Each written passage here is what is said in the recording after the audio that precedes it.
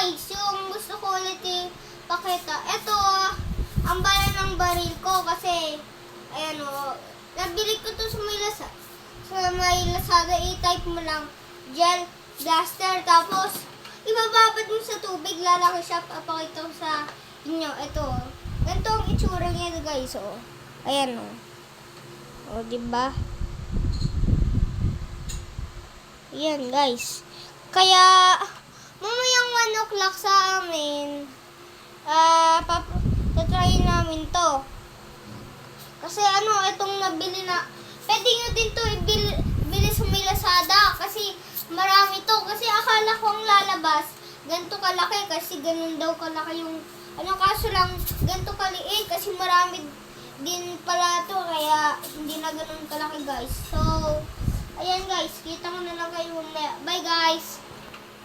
So guys, ayan o, na lumaki na ang ating bala. So, lalagyan ko na konti. Kung paano maglagay, yung unti-untiin mo lang siya ganyan. Unti-untiin mo lang ganyan.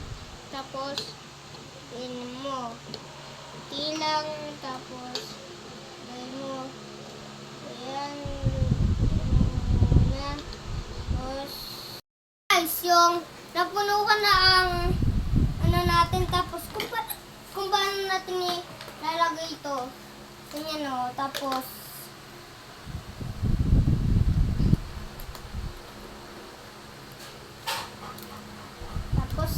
punta muna tayo sa may farm at muna natin.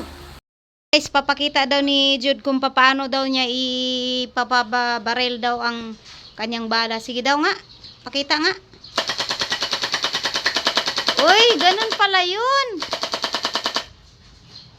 Lagay mo sa baba, sa may ground, para makita natin yung bala. Ay, ganun pala yun. Oh, ayos ah.